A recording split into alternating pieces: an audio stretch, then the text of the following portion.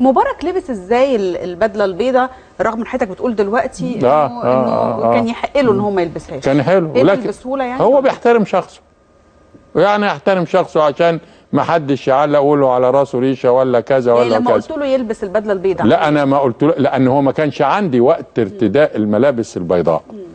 لكن لما انا بعت لي المركز الطبي العالمي عن طريق وزاره الداخليه التعليمات التي تقضي بمعامله المحبوس الاحتياطي اللي هو الرئيس المتهم السابق محمد حسني مبارك، وطبقوا هذه اللائحه عليه وهو استجاب.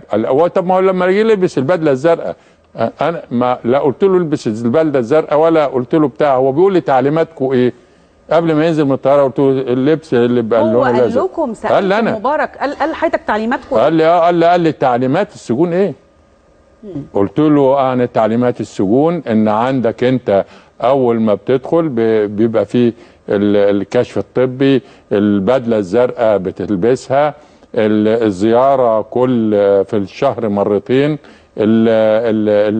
من نواحي العلاج الصحي والتأمين العلاج عندك بيبقى على حساب السجون. إذا لم يتوفر العلاج ليك ممكن تخرج على حسابك وعلى نفقتك الخاصة.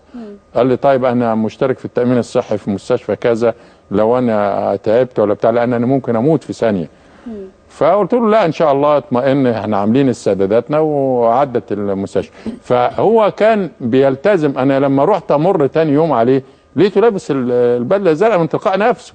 يعني ما اجبروش. حتى في ناس كلمتني قالت لي انت يعني انت مفتري قوي انك انت. قلت له انا ما افترضتش، ده انا رحت اشوفه تاني يوم لقيته لابس البدله الزرقاء من تلقاء نفسه.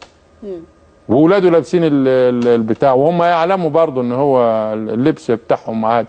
كانوا بيقولوا ساعات ده لبس جاكيت ازرق، ده لبس جاكيت مش ابيض قوي، ده ابيض. لكن لا، هو راجل بطبيعته ملتزم في تعليماته. تمام، منضبط. منضبط لا منضبط يعني.